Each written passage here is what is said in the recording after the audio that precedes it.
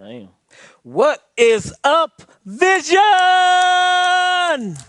How is everybody doing this beautiful, beautiful Sunday morning?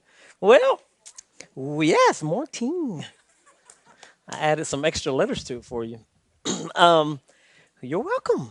I love this like a response thing. So we are still in our series on the journey, and we're talking about faith. And the title of the message is Faith in Action. As you can see from the clip, our life is kind of like that with faith, right? It's like we're trying to believe in something that we can't really see. And that's typically how we define it, right?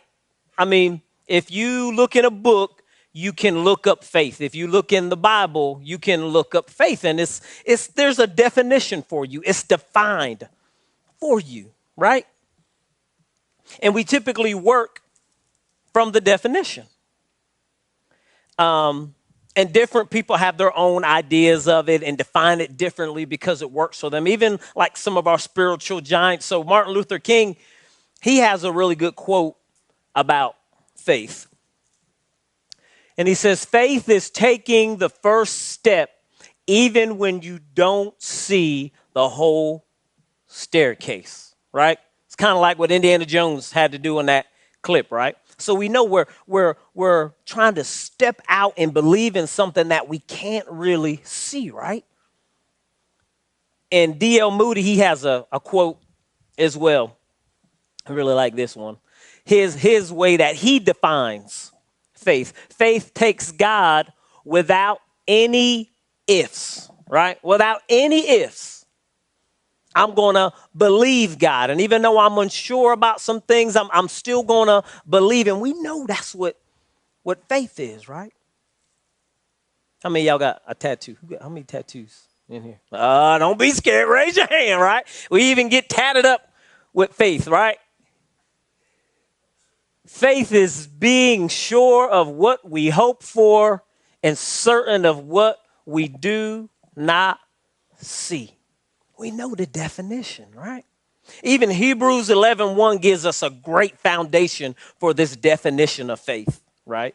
Hebrews 11:1 says, now faith is the assurance of things hoped for, the conviction of things not seen.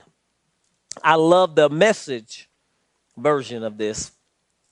It says the fundamental fact of existence is that this trust in God, this faith, is the firm foundation under everything that makes life worth living. It's our handle on what we can't see. The act of faith is what distinguished our ancestors and set them above the crowd. We're putting our faith in God. We have faith in something we can't see.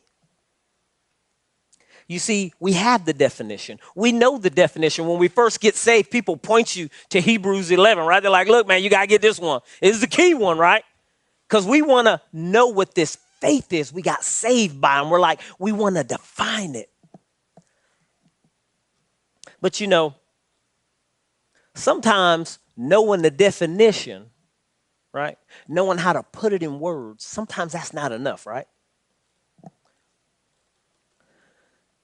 Sometimes we need to move past what the definition is, and we really need to get nose to nose and face to face with what faith really looks like. What does it really look like? Have you ever asked yourself, what is the character of faith? Its character. What's the personality of it? Not the definition, not the words on the paper, the character of faith.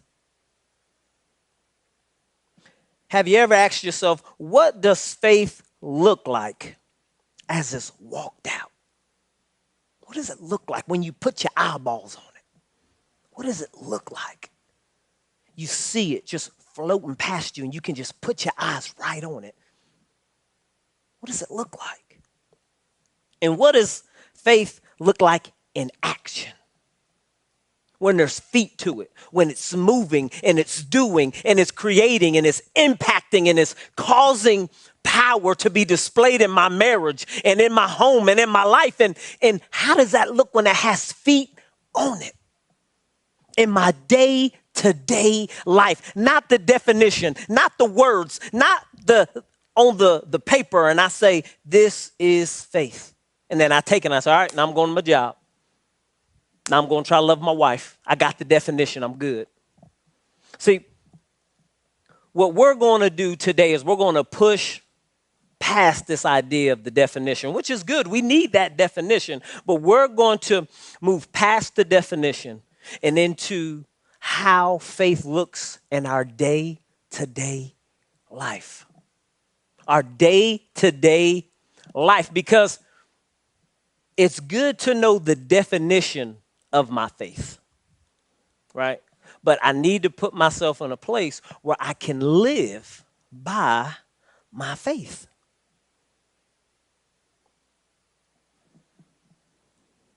So we'll begin to push towards that idea. Now, we're going to start in Romans chapter 1. And Paul is going to put us in a position to begin to look at that, to begin to look at how faith looks in our day-to-day life. Right? Not just the definition, right? How does it look? What is the character of this faith? And in Romans chapter 1, he's talking to these groups of some are really new believers, some have been in it for a little while. And he's talking to them about these ideas of faith. And he's beginning to talk with them about how faith really looks in action. And he touches on three different ideas of faith. And the first idea he talks about is this faith in how it looks to the world. When the world is looking at my faith, how does it look to them? Then he begins to push into this idea of how our faith looks in a community of believers. So how does our faith look in a community of believers? What is it used for? Is there some purpose behind it, right? And then he pushes towards the idea of our faith and how it's used in the gospel message. Like, what's the purpose of our faith living and breathing and moving when it comes to this message of the gospel of Jesus Christ? And so in Romans chapter 1 and verse 8, he begins to stir up this first idea of faith in the world. How does our faith look to the world? And we'll start in Romans 1 and 8. It says, first, I thank my God through Jesus Christ for you all, because your faith is being proclaimed. Say proclaimed. Throughout the whole world. I love that word. It means to announce. Proclaim. It means to announce. There's another word that's tied into it. It's called promulgate. Promulgate. That's a weird word, huh? It's a weird old word. And that word means to expose for full view. To expose for full view. You see, our faith needs to be exposed for public view. Our faith needs to be exposed for public view. Our faith is going to be spoken about right now. Do you know that? You know, right now, somebody's talking about your faith and how it walked out all week. Somebody's having a conversation. Somebody's thinking about it right now. Little old you, your little life.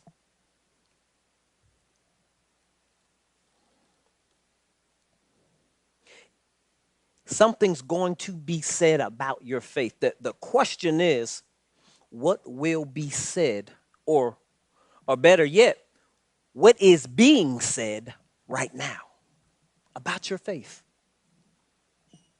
as it's exposed? And Paul takes a step back and he wants you to realize what's really going on, because your faith is going to be exposed, but it's going to be exposed for the world.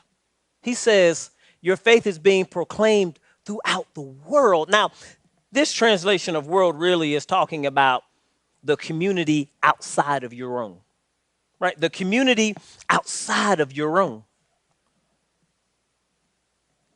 It's interesting that your faith, right? Your life, how you walk with Christ, it will be lifted up and announced and proclaimed so high that people will see it. It will be exposed. And then the community you're in, but the community that you're not in, will begin to peek at it and take a look at it, right? Because a lot of times we feel like, hey, I'm going to go to church, right?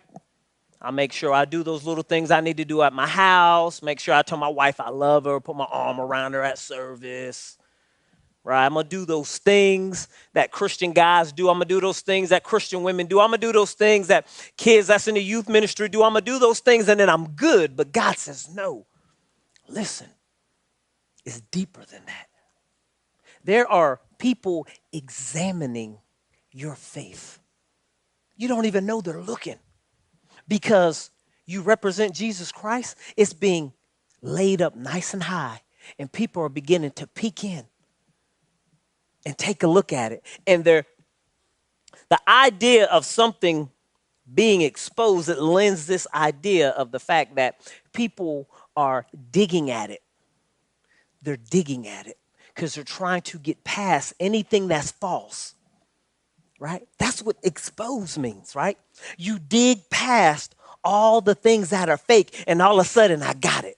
There's the genuineness. People are looking so deep at you because they want to see if it's genuine. Is it really real? And it's interesting because people don't want you to fail. I know we feel like it as Christians. We're like, man, they want me to fail. People are against me. There are unbelievers peeking into your little life, in your community, outside of your community. They're peeking into your life and their hands are clenched. Their teeth are clenched. They want you to be successful, because if you can be successful inside of a hard marriage, if you can be successful inside of having to study for exams that are coming up, if you can be successful with parenting your children, then maybe there's hope for them. And they want to see you be successful, because when it gets exposed, they'll grab a hold of it and say, I'm going to use that. You see, it's more than you walking out some walk and doing some of the right things and having the right scriptures and doing, those things that Christians should do. It's more than that. Because when it really counts, those little things you're just doing to put on the show, to do the dress up, they're digging past that. They're digging past that. They are digging past that to the genuine core of your faith, and they want to know if it's real, because they need it to be real for them, the world. Paul says your faith is being proclaimed to the world because they need it. And he continues to stand on this idea of their faith and how it's being proclaimed into the world, and then he begins to transition into this idea of their faith and now how it looks in their community. Say community.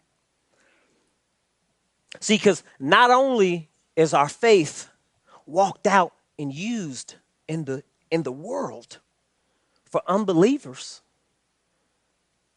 our faith is used in our community of believers. See, there's this purpose and this drive behind our faith when it walks itself out in our community of believers. Romans 1:11 through 12, Paul begins to really unpack this idea and show it to us. Romans 1:11 through 12, he says, "For I long to see you, so that I may impart some spiritual gift to you, that you may be established. That is, that I may be encouraged together with you while among you, each of us by the other's faith, both yours and mine." You see, faith is uniquely created to feed other people. Faith is uniquely created to feed other people. See, faith is not just for you. Your faith is not just for you. It's for the community of believers. In Mark chapter 2, verse 5, there's this really interesting story. And there's this paralytic, and he's paralyzed. And so the Bible really doesn't dig into how extensive his being paralyzed is. So, I mean, you assume it's his legs, but it may be his arms. It may, you're not sure. But it's pretty bad to the point to where this gentleman is on a mat and his friends carry him everywhere. And so Jesus is in this guy's neighborhood. Jesus goes home, and Jesus is like, well, you know what I'm going to do? I'm going to go to my house, and I'm just going to start teaching. And we'll just let people roll up and just come on in. So it got to the point to where the entire house was packed and full of people. It got to the point to where people started dripping out of the house, and there were people all around the house. Just imagine this place if people were packed in, standing capacity only, and then they packed up in the parking lot. That's how hungry people were. They wanted to see what Jesus was talking about. This place is packed out. And it said that in those days when the crowds got that big, what ended up happening was the speaker, when he would speak, the ideas and the words would be passed along in the crowd, right? So if I'm in here, I might know Patrick is in the parking lot and say, hey, Patrick, he said A, B, and C. It was awesome. It was amazing. And Patrick says, oh, man. And then he runs back there next to the car wash because, you know, he couldn't make it inside. He runs out to the car wash and says, hey, Matt, this is awesome. He said A, B, and C. Well, how do you know? Because another guy that was inside told me. And that's how the idea got passed along, because the crowds were so big, right? With no microphones and all these things, right? That's how it happened with Jesus. And so the crowd is just massive. And here comes the paralytic and his friends. And his friends look him in the eye and they say, listen, buddy. Jesus is home. He's in town. You're not going to be paralyzed anymore. We're going to go to his house. He's going to touch you. He's going to heal you. Are you ready? He says, man, we can't do that. There's too many people. They said, don't worry. We're going to fight through the crowd. We'll fight through the crowd. He says, are you sure? We're positive. Even if we fight through the crowd, man, how are we going to get in the house? I said, don't worry. We're going to climb on the roof. Man, I'm on a mat. That don't matter. We're going to pick you up. We're going to climb on the roof. You're going to get on the roof with us. And that's how it's going to happen. Man, are you sure? Even if we get on the roof, how are we going to get in the house? Don't worry. We're going to dig out the roof. We're going to dig it out little by little till we make a hole, and then you'll get in. Are you sure? This is crazy. What are you talking about? We're going to dig the roof out. That's what we're going to do. Even if we dig the roof out, how am I going to get into the house to see Jesus? We brought some straps, dog. We're going to hook these straps up. Read the story. We're going to take these straps. We're going to hook them up to your pallet. We're going to drop you down into the roof and you will be healed today. Do you want it? And he said, yeah, I do. Let's go. You see, that's what faith does in the community of believers. It motivates, it encourages. It's not just for you. There's somebody who needs it, who wants it. It's not just for you. It's not like you ate something you shouldn't have ate and you're like, oh, I got another day. We good. Try again tomorrow. There's somebody waiting on you. There's somebody waiting for you to spend time with the Lord, to grab that nugget from him, and then you're going to expose it. You're going to expose it, and they're going to take it and feed off of it. See, faith was created uniquely to be fed to other believers. Your faith can fuel you, but God also wants to use your faith to fuel others.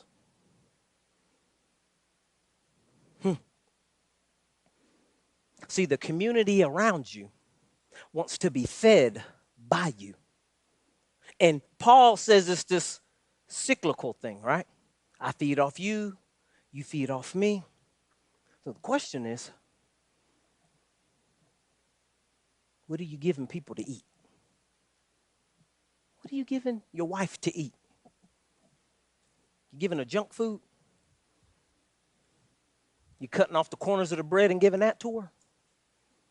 I mean, it's funny, right? It's a funny example, but what are we giving our children to eat? We want their lives to change. We want them to be addicted to Jesus Christ. What are we giving them to eat? We're praying for people at our school. We're praying for people at our church. We're praying for believers, and we know they're a part of this community. We know they're a part of the Jesus Christ believers, and we show up empty-handed. See, that cripples the body. That makes the body weak. Thank God we have Jesus, right? Because even with Jesus, he said it, even when you have no faith, I'm still faithful. But see, there's people sitting in these chairs, they're depending on you to spend time with the Lord because they're excited to come here because they're going to get something. You see, your time you spent with the Lord, it wasn't just for you.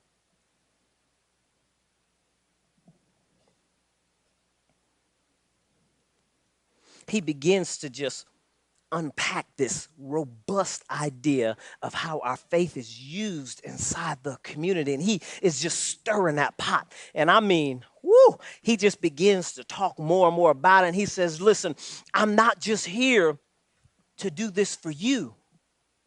I'm here and called to preach this gospel and interact and build this faith with other people all over the world as well. And then he begins to talk about that preaching of the gospel and how it's going out everywhere. And he stops a moment and begins to stir this idea of faith in the gospel, our faith in the gospel. How is our faith tied to the gospel? He brings us into this idea in Romans 1:17. It says, for in it the righteousness of God is revealed from faith to faith.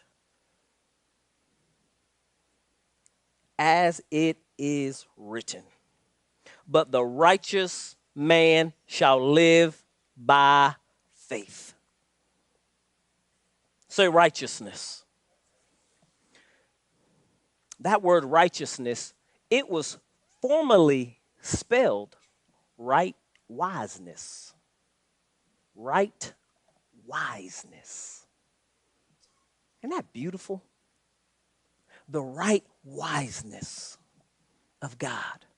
Paul's saying, hey, we have this gospel, and this gospel message, it shows you the right wiseness of God.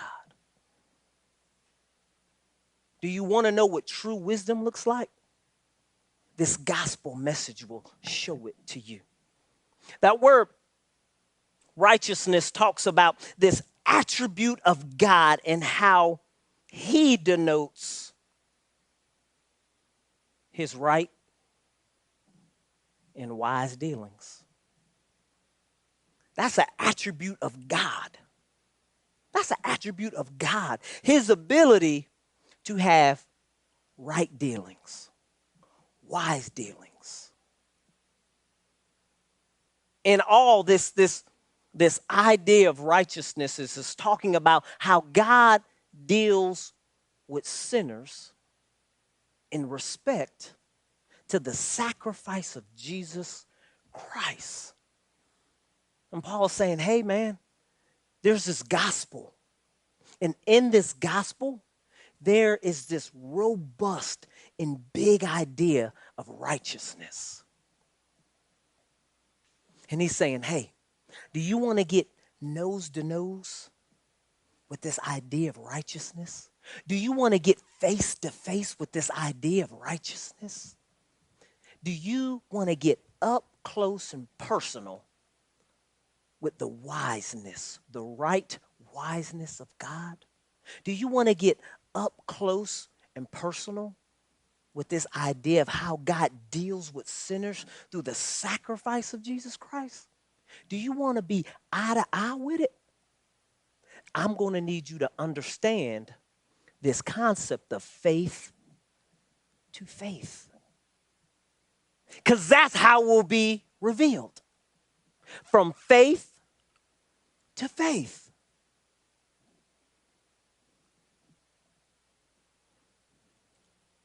You see, let's break down this idea of faith first. We'll talk about it a little bit. So, because if we're going to understand this weird concept he's just kind of throwing out at us, faith to faith, we need to really understand this idea of faith that Paul is trying to kind of play out for us. And so the Greek idea behind faith actually has three interesting elements that they really are tied inside of a oneness. So it's kind of weird to like break them apart. But there really are these three elements to faith. And so the first element is that I fully recognize God's righteousness. And then I'm fully convicted. I fully get my eyes and my heart on how right God is. I fully get my mind on how God deals with sinners through Jesus Christ. And I'm fully convicted. I'm drowning in this idea of how awesome he is. And then I begin to do the second part of this faith element. I begin to surrender. Say surrender. You see, it's just like war. When you surrender, you put your weapons down. You put your weapons down, right? You ever see somebody surrender and they're still fighting? Well, guess what? They hadn't surrendered yet. See, we see how awesome and how he deals with us, and it's just so beautiful, and it convicts me so much that I say, I'm putting my way down. My way of doing, my way of seeing, my way of acting, what I think is right, what I think is wrong, I'm putting it down. And I'm picking up what you say is right. I'm going to begin to line up with you. If you say it's wrong, then I think it's wrong. I'm going to start doing things the way you say. I'm going to dig into the word. I'm going to dig into some Christian relationships. I'm going to begin changing how I act and how I deal with things, right? I'm going to surrender. I'm putting down my way of doing. And then there's this third element where I get saved. I become a Christian, right? There's a conduct that changes, and it's in accordance with this Christ lifestyle. And then That's it, right? I'm this Christian that has fallen head over heels for Jesus. But these three elements, they're not just used to save us, right? Because there's this twofold idea, this faith to faith. Say faith to faith. You see, that first faith, I'm saved by it, right? I'm saved by faith. But that second part of the faith, he says, I live by it. He unfolds it and says, but the righteous man shall live by faith. You see, this idea of faith and how it plays itself out in my salvation, it plays itself out in my day-to-day life. I'm not just called to use the faith that he's given me to be saved.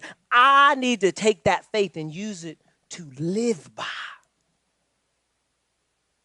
See, it's important to know how faith really looks in your day-to-day faith walk. It's important to know how faith really looks in your day-to-day faith walk.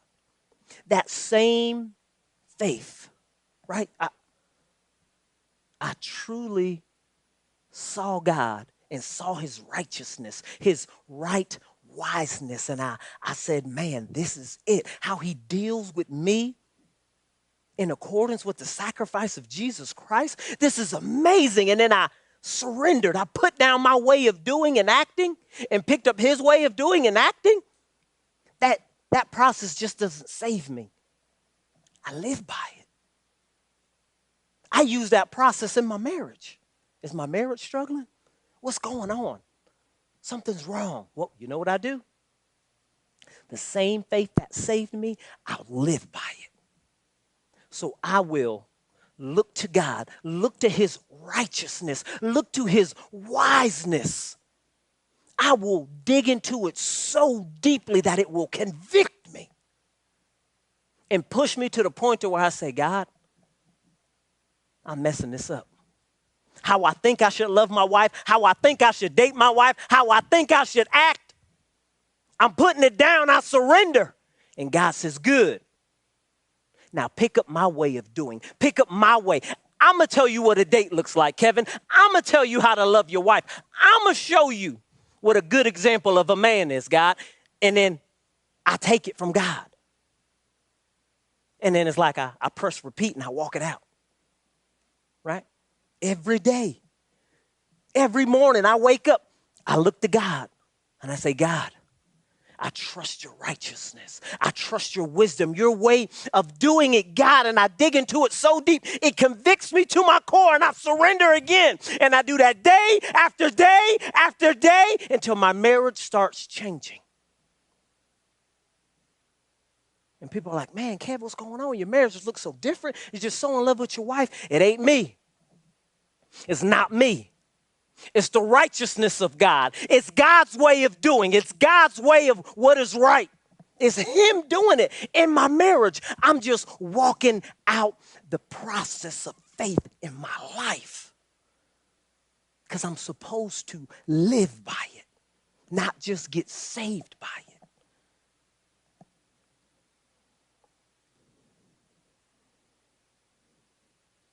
So what is it for you? Might be your marriage. Might be your singleness, right? Maybe you're struggling in your singleness. You gotta walk this faith out. Look to God. Trust his righteousness. Let it convict you to your core. Then surrender. Put down your way of doing it. Maybe you're trying your hardest to be a parent. You're just like, man, this is not working. I've read all the books. I've taken in all the definitions. This is not working. Get on your knees.